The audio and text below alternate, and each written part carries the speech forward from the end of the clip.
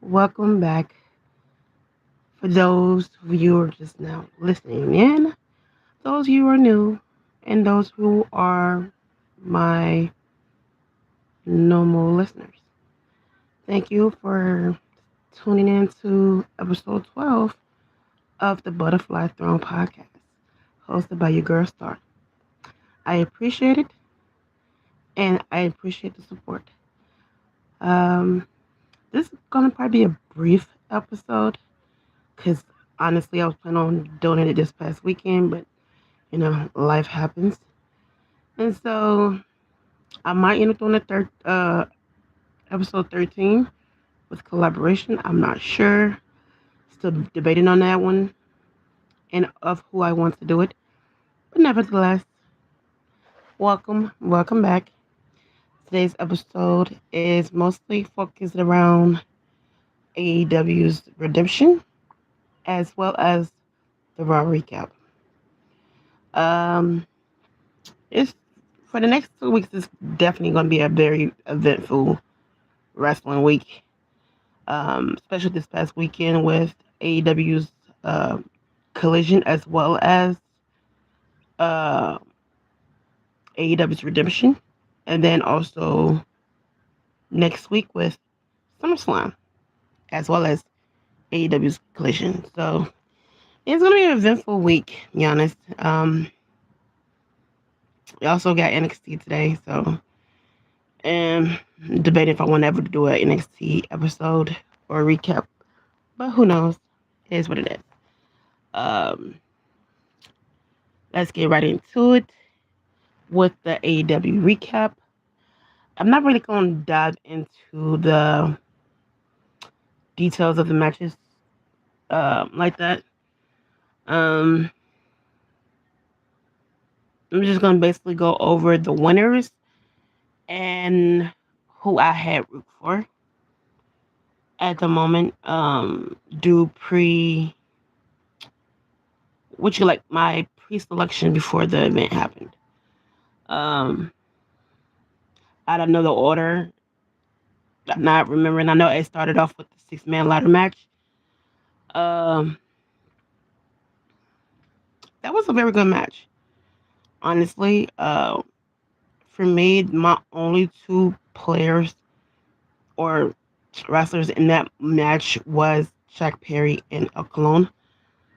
El Colon, for some kind of reason, has definitely been impressing me lately. Uh, he's giving me like, if y'all ever watched the movie uh, G.I. Joe and Snake Eye, yeah, you'll understand the reference if you ever watched that.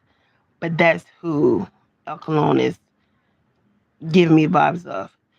Um, those also the two MVP of the match for me.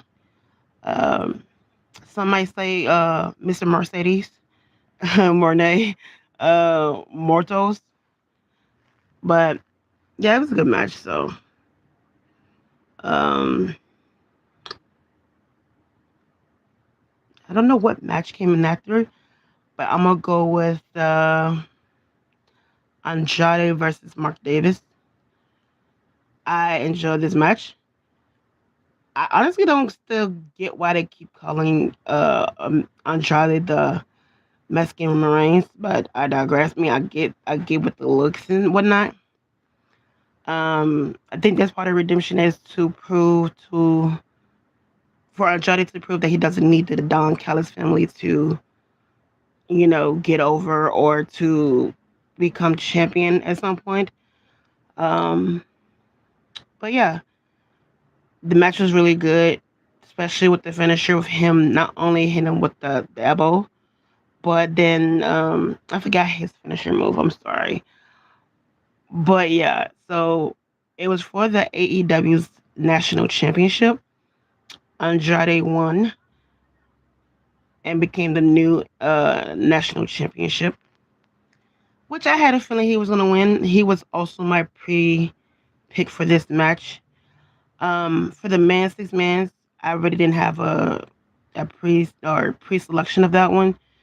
Honestly, I was just looking for the Connor Chin highlight reel moment of who's gonna after me fuck themselves over at that point. But honestly, it's kind of like it was giving me what that it was giving me that match. They had I think it was it WrestleMania or something like that where you had JD Penta.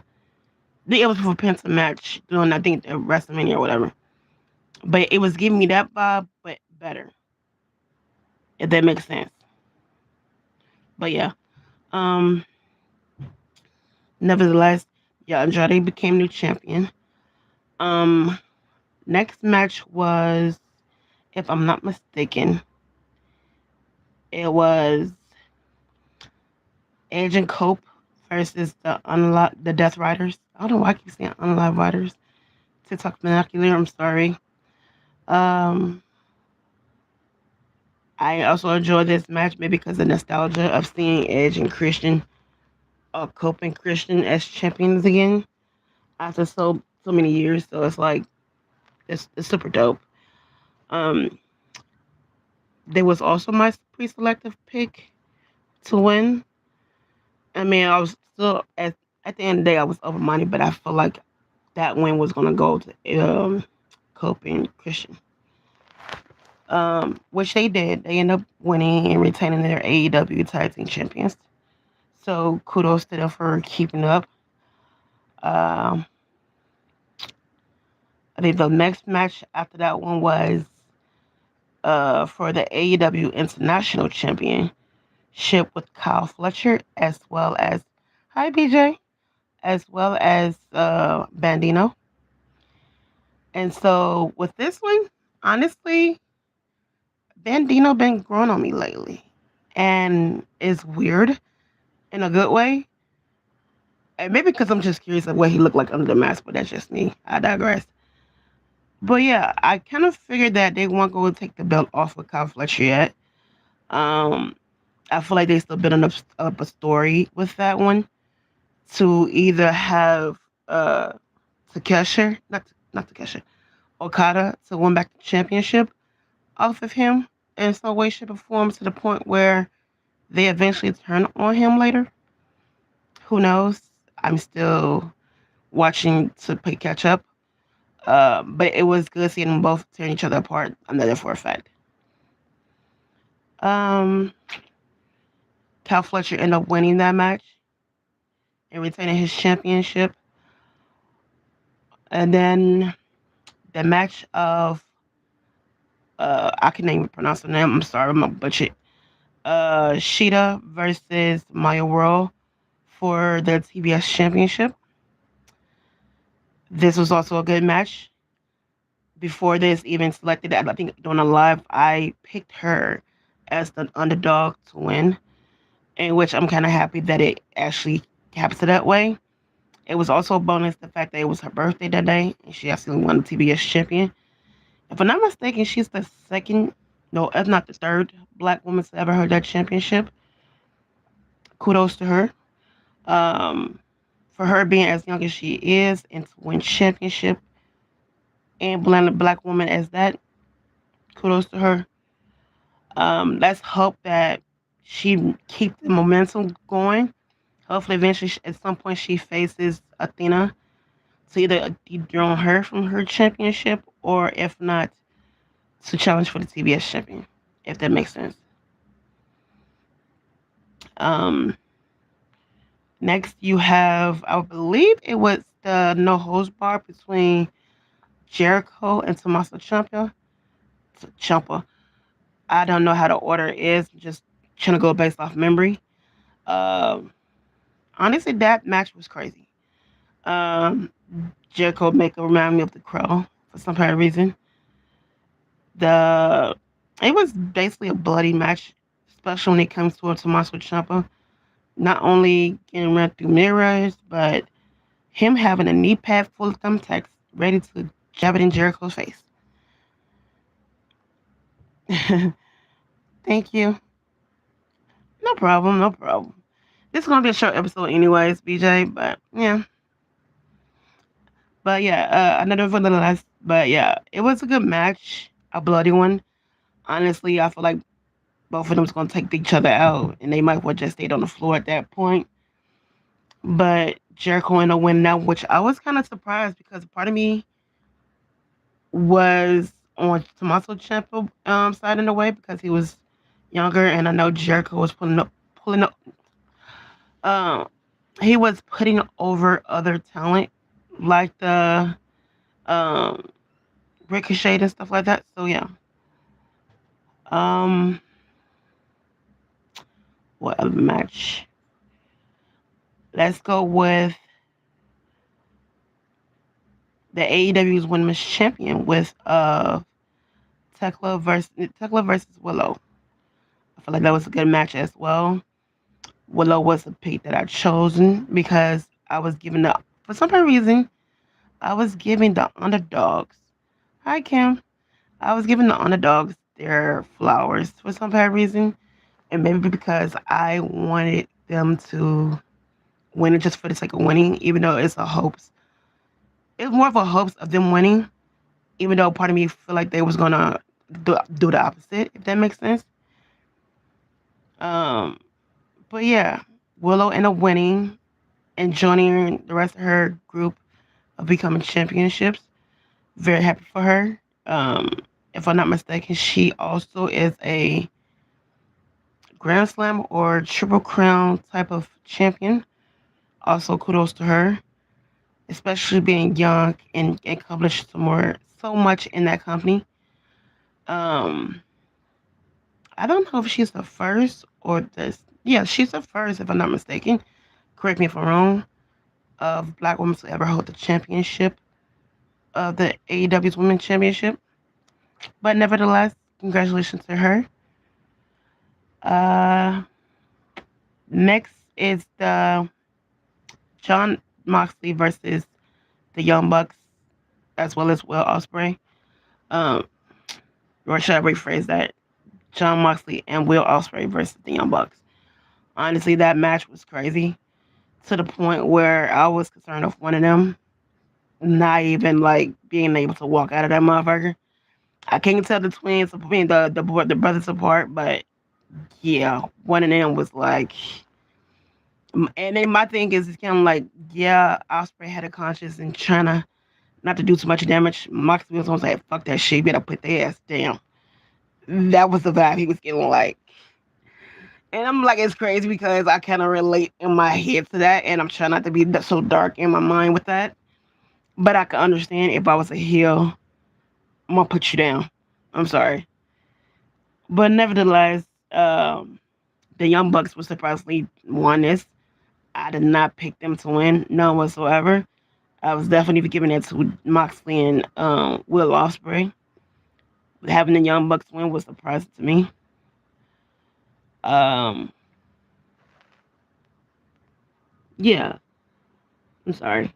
Um, and the last match is Kenny Omega versus Kevin Knight. Also a good match. Um, Kevin Knight definitely showed that he can get up with the rest of the big boys. I feel like he can definitely do more. Um, I feel like this is the potential of building him correctly if they go that long. But who knows how they would do it.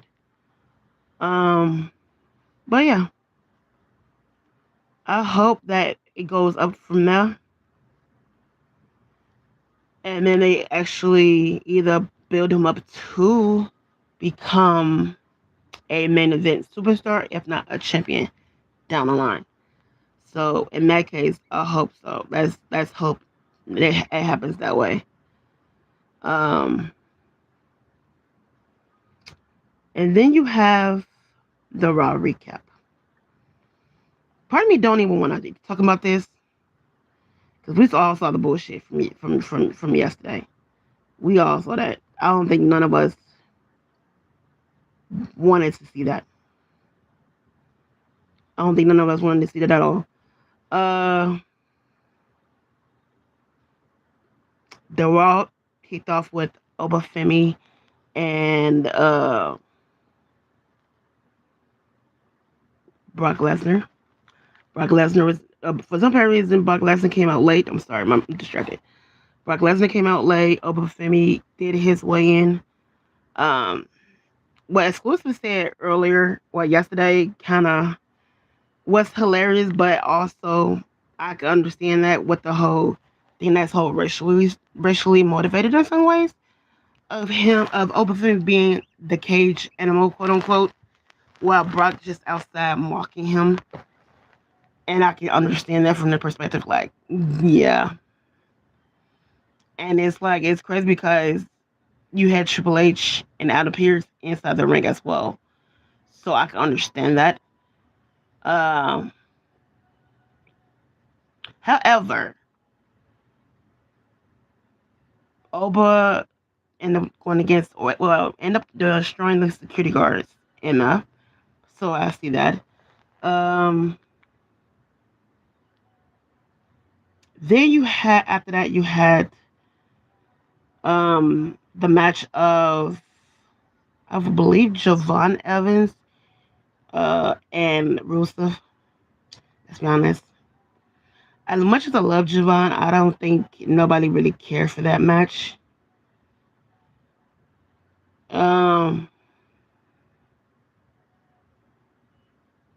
Honestly, I feel like it was like that due to, I think they just using Rusev and Javon as jobbers.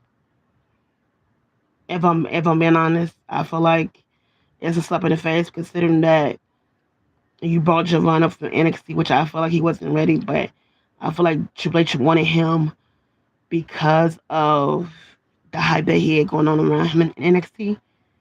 And so that was that, which I feel like it's a slap in the face because look the fuck they doing to Mello. Um, but yeah. Then you had Division versus uh I'm sorry, Division of Braun Breaker and Theory versus Tozawa and Otis, which I feel like I'm tired of seeing that. You know what I mean? And I'm gonna say, like I said before, that I like when Maxine was getting beat up before by Natty and Becky. Other than that, I really don't care too much for it. Um, Fast forward, you had the whole Denhausen and Joe Hendrick concert, which was stupid as shit. Let's be honest. That could have been deleted from my memory. Um, then you had the Usos come out. That was going against LA Knight and basically everybody from SummerSlam. Again, a fast forward moment. Because we all don't even fuck about that one, to be honest, too. That. Yeah. The only interesting match, if I'm being honest, was the Raquel and Silver match because Raquel finally won a championship after being on Raw for so long instead of just a tag team champions, which I'm kind of happy for her in a ways, but I also feel sad about Ruka. So yeah, I'm in the middle with that one, but nevertheless, I'm still happy for her.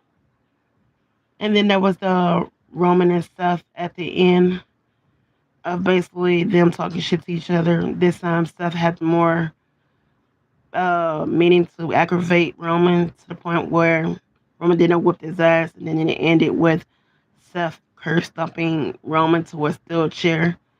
So it was nothing to be like. Raw was so awesome, and fuck that show. At this point, so they impressed me. But it is what it is. But those were 2 nights recap. I might do a SummerSlam one as well as Collision. I'm not sure. I'm still debating on that one.